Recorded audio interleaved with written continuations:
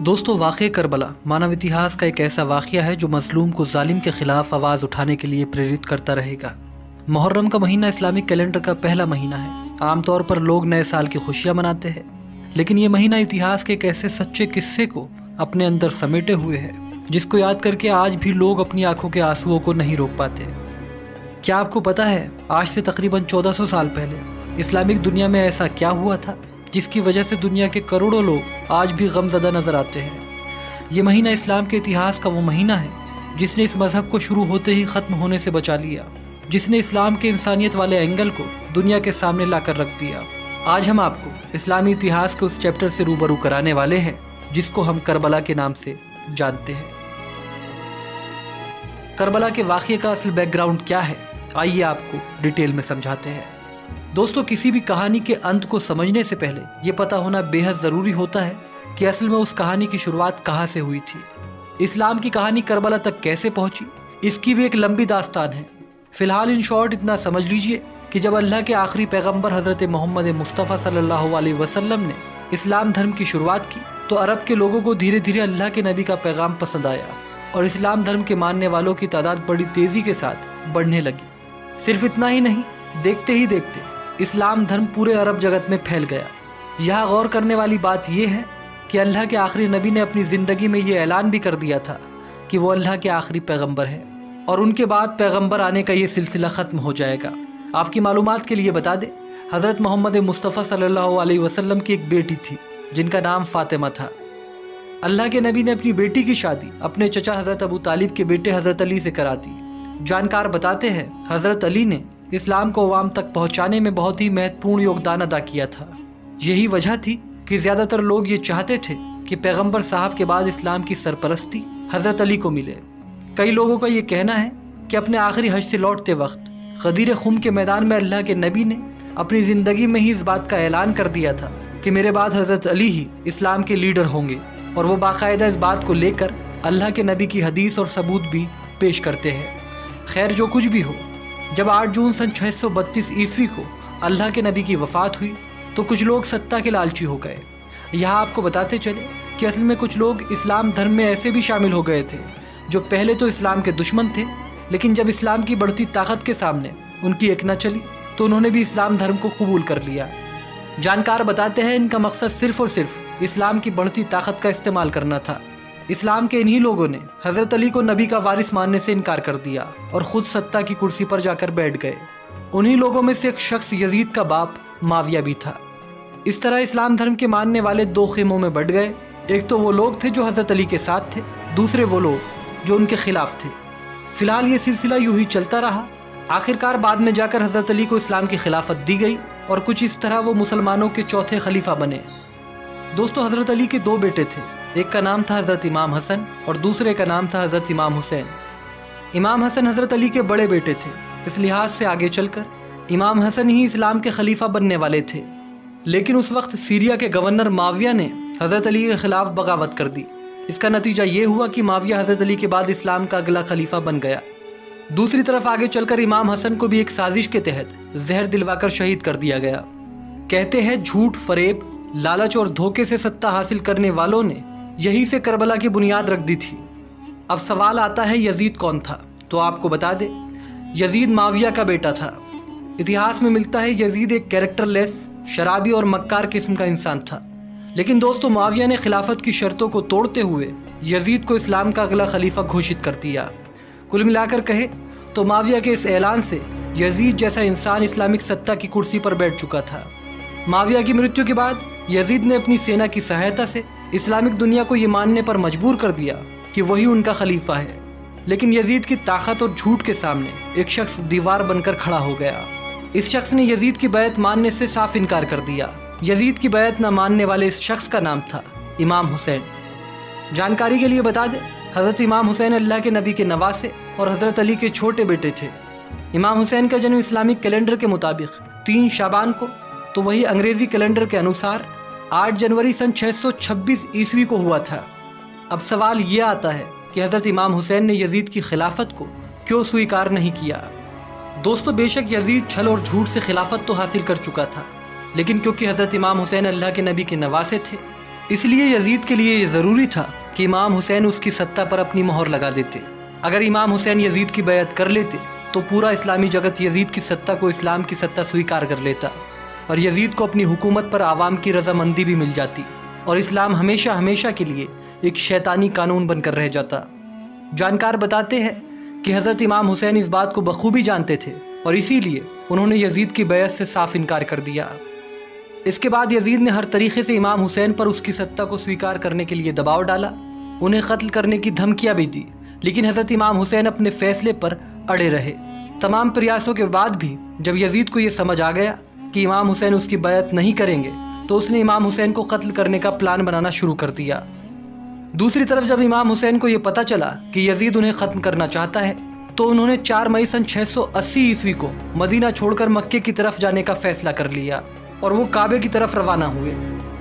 یزید کو جب امام حسین کے کعبے کی طرف جانے کی خبر ملی تو اس نے کعبے کی طرف اپنی فوج بھیج دی۔ تاریخ میں ملتا ہے کہ وہ امام حسین کو کعبے کے اندر ہی قتل کروانا چاہتا تھا، لہٰذا جب حضرت امام حسین کو اس بات کا پتہ چلا تو وہ عراق کے ایک شہر کربلا کی طرف چل دیے۔ وہ یہ چاہتے تھے کہ کعبے کے آس پاس خون خرابہ نہ ہو اور یہی سے کربلا پہنچنے کی سفر کی شروعات ہوتی ہے۔ اس کے بعد حضرت امام حسین 2 محرم سن 61 ہجری کو کربلا پہنچ گئے۔ انگریزی کیلنڈر کے انوسار یہ اکتوبر کا مہینہ اور سن 680 عیسوی تھا۔ امام حسین یہاں اپنے پورے پریوار کے ساتھ آئے تھے، ان کے ساتھ ان کے 72 ساتھی، مہیلائیں اور بچے بھی تھے۔ امام حسین کے کربلا جانے کی ایک وجہ یہ بھی تھی کہ عراق اور کوفے کے لوگ انہیں خط لکھ کر بلا رہے تھے، جس میں وہ لکھ رہے تھے کہ اے نبی کے نواسے، یزید کے ظلم و ستم سے ہماری حفاظت کرو۔ یہ کہتا ہے کہ کوئی نبی نہیں آیا، نہ کوئی قرآن ہے نہ کوئی اسلام، یہ حلال کو حرام اور حرام کو حلال میں تبدیل کر دینا چاہتا ہے، لہٰذا اگر آج آپ ہماری نصرت کو نہ آئے تو ہم روز محشر آپ کے نانا سے شکایت کریں گے کہ وقت کا حکمران ظلم کرتا رہا اور آپ کا نواسا خاموش رہا۔ جس کے بعد حضرت امام حسین کربلا پہنچے۔ تاریخ میں ملتا ہے کہ انہوں نے کربلا پہنچ کر کچھ زمین خریدی اور وہاں اپنے خیمے لگا لیے۔ امام حسین کو لگتا تھا کہ کربلا میں انہیں لوگوں کا سمرتھن ملے گا، لیکن ایسا نہیں ہوا۔ کوفے اور عراق کے وہ لوگ جو انہیں دن رات خط لکھتے تھے، یزید کے ڈر سے ان سے ملنے تک نہیں آئے۔ دوستو، کربلا کے اس واقعے کو ایک جنگ کہنا صحیح نہیں ہوگا، کیونکہ جنگ تو تب ہوتی ہے جب دونوں طرف سے جنگ کی خواہش ہو۔ امام حسین اپنے صرف 72 ساتھیوں کے ساتھ کربلا آئے تھے، ان کا مقصد جنگ کرنا نہیں تھا، لیکن یزید نے اپنی 1 لاکھ سے زیادہ کی سینا کو کربلا کی طرف روانہ کر دیا۔ یزید کا مقصد صاف تھا، وہ امام حسین کو زندگی کا ڈر دکھا کر ان سے بیعت لینا چاہتا تھا۔ اس کے بعد یزید کی سینا نے کرورتا کی حدیں پار کر دی۔ کہتے ہیں پرانے زمانے میں جو جنگیں ہوا کرتی تھی ان کے کچھ نیم قانون ہوا کرتے تھے، مثلاً بچوں اور مہیلاؤں پر حملہ نہیں کیا جائے گا، کسی بھی حالات میں پانی بند نہیں کیا جائے گا، اس کے علاوہ نہتوں پر بھی وار نہیں کیا جائے گا۔ یہ سب جنگ کے کچھ اصول ہوا کرتے تھے، لیکن کربلا کی جنگ میں یزید کی سینا نے ان سبھی نیم قانون کو توڑ کر کرورتا اور حیوانیت کی ایسی داستہ لکھی جو آج بھی انسانی دماغ کو جھکجور کر رکھ دیتی ہے۔ تاریخ میں ملتا ہے کہ یزید نے پہلے تو حضرت امام حسین کو سینا کا ڈر دکھایا، لیکن اس کے باوجود بھی انہوں نے یزید کی بیعت سے صاف انکار کر دیا۔ اپنی بات نہ بنتے ہوئے دیکھ کر یزیدی فوج نے حضرت امام حسین اور ان کے ساتھیوں پر 6 محرم کو پانی بند کر دیا۔ تاریخ میں ملتا ہے امام حسین کے چھوٹے چھوٹے بچے 3 دن کے بھوکے پیاسے تڑپتے رہے، لیکن یزیدی سینا کو ان پر ترس نہ آیا۔ یزید کی سینا کربلا میں کیسی حیوانیت پر اتر آئی تھی، اس کا اندازہ اس بات سے لگایا جا سکتا ہے کہ جب حضرت امام حسین کا 6 ماہ کا چھوٹا سا بچہ علی اصغر پیاس کی شدت کی وجہ سے اپنے چھوٹے سے جھولے میں تڑپنے لگا، تب امام حسین اپنے 6 ماہ کے بیٹے علی اصغر کو یزید کی سینا کے سامنے لے گئے۔ انہوں نے یزید کی سینا سے کہا کہ تمہاری لڑائی مجھ سے ہے، اس 6 ماہ کے بچے نے تمہارا کیا بگاڑا ہے؟ یہ بچہ پیاس سے تڑپ رہا ہے، کم سے کم اس بچے کو تو پانی دے دو۔ تاریخ میں ملتا ہے حضرت امام حسین کی یہ باتیں سن کر یزید کی سینا میں کھلبلی مچ گئی۔ سینا کے کچھ سینک بچے کو دیکھ کر منہ چھپا کر رونے لگے، لیکن یزیدی فوج کے ایک کمانڈر جس کا نام ہرملہ تھا، اس نے 3 منہ والا تیر اس چھوٹے سے بچے کی طرف چھوڑ دیا۔ یہ تیر سیدھا علی اصغر کے گلے پر جا کر لگا۔ امام حسین کا یہ چھوٹا سا بچہ وہیں پر شہید ہو گیا۔ کربلا کے میدان میں یہ کرورتا کی انتہا تھی۔ دوستو، کہا جاتا ہے حضرت امام حسین کی جنگ ٹالنے کی تمام کوششوں کے بعد جب یہ طے ہو گیا کہ اب یہ جنگ کرنی ہی ہوگی، تب انہوں نے جنگ سے 1 دن پہلے یعنی 9 محرم کو اپنے سبھی 72 سپاہیوں کو ایک خیمے میں جمع کیا اور خیمے کے اندر جل رہے چراغوں کو بجھا دیا رات کے اندھیرے میں چراغوں کو بجھا کر حضرت امام حسین نے اپنے ساتھیوں سے کہا کہ یزید مجھے قتل کرنا چاہتا ہے، اس جنگ میں جو بھی میرا ساتھ دے گا وہ بھی مارا جائے گا، میں نہیں چاہتا کہ میری وجہ سے کوئی قتل ہو، تم لوگوں میں سے جو کوئی بھی یہ جنگ چھوڑ کر جانا چاہتا ہے وہ جا سکتا ہے، مجھے اس سے کوئی شکایت نہیں ہوگی، یہاں سے جانے والوں کو یزید کی فوج کچھ بھی نہیں کرے گی، کسی کے قدم مجھے دیکھ کر نہیں رکے، اس لیے میں نے اندھیرا بھی کر دیا ہے، آپ لوگ اپنے فیصلے کے لیے پوری طرح سے آزاد ہے۔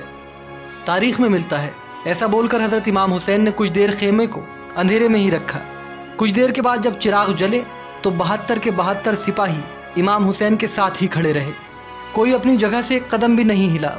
وفاداری کی ایسی مثال بھی کربلا سے پہلے دنیا نے نہیں دیکھی تھی۔